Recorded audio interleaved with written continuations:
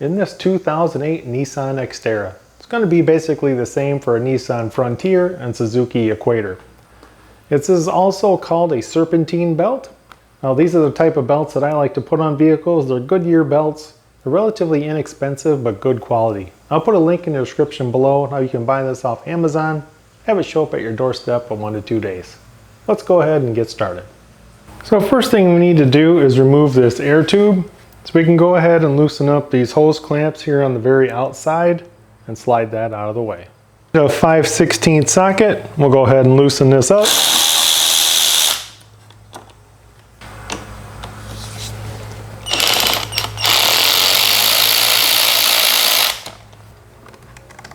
Squeeze in this hose clamp, slide it back, slide this hose off.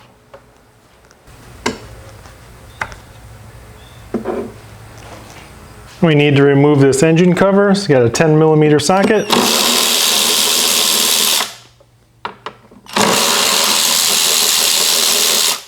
I have 2 push fasteners on each side. Just lift straight up and remove this engine cover. On the back side of this, we have 2 more 10mm screws, right there and right there. Go ahead and remove those next.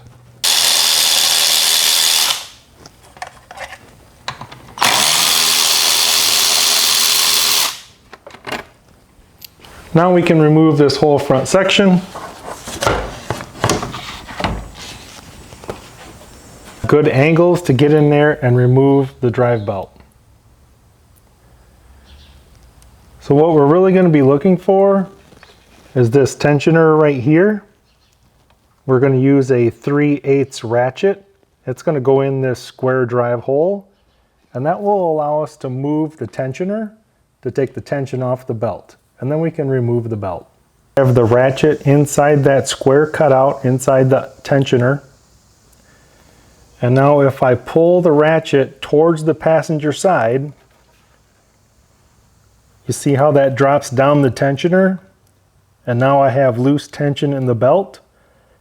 You're going to pull the ratchet to the passenger side, and then at the same time you're going to slip the belt off the pulleys. So as you move your ratchet towards the passenger side, you're moving that tensioner down about 3-4 inches. And that will allow enough slack for you to just slip the belt off. And now finish pulling it off these other pulleys. You can take your new belt and your old belt, kind of stretch them out between your fingers, and they should be pretty much the same length. Now there's 2 things that are always going to help you out when installing serpentine belt. Just go to serpentinebeltdiagram.com, and I always print off the belt diagram, and I just kind of leave it hanging on the engine because sometimes you just kind of got to look up at it and then maybe readjust. The other thing I always have is I wear a pair of mechanic sleeves. These are heat proof, cut proof, so you can do this entire job without getting all scratched up. All right, so now at this point you can see I have the belt down around the alternator. It goes around here. It's up on top of the tensioner. And then I've got it down around the crank, over around there. So what I'm going to do is I'm going to pull the tensioner down, and then the last pulley you're going to put it on is this one right here. Now you want to make sure you put tension on the top of that belt, because when you go to move the tensioner down, the belt may slip off your other pulleys. So get one hand on your ratchet, get another hand on the top of that belt, and just make sure it doesn't slip off anywhere else. Pull that all the way down.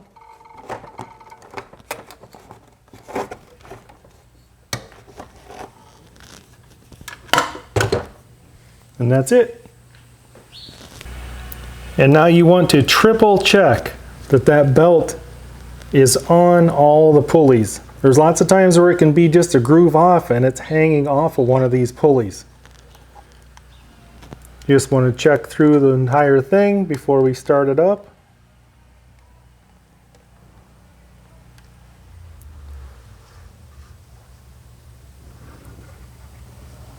And you especially want to check that bottom crank pulley and make sure it didn't slip off or it's riding up on top of that. At this point, I just want to crank the engine a little bit. I just want to turn over a couple turns, and then we're going to come check the belt.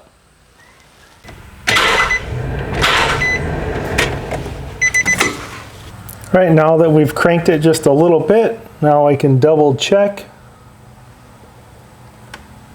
And looks like that belt is on there perfectly. Now we can do the reinstall process.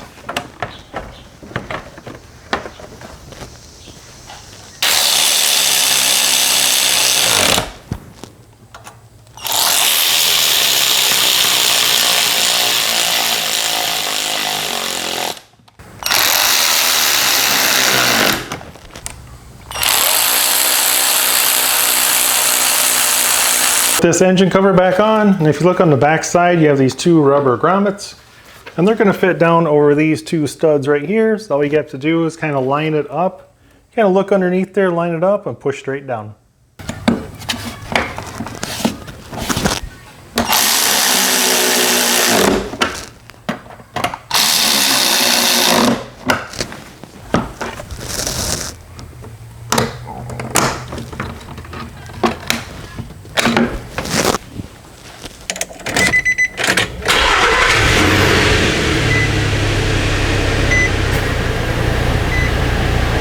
And that's all there is to it, guys. In less than 30 minutes, you got this belt replaced. There's two things that make this job a lot easier. Print off the diagram to the belt.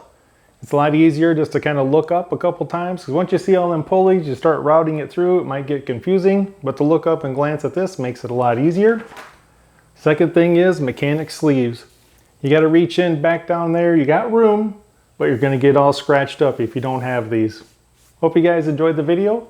And just remember, you watched a YouTube video on it, so you got this. Thanks for watching.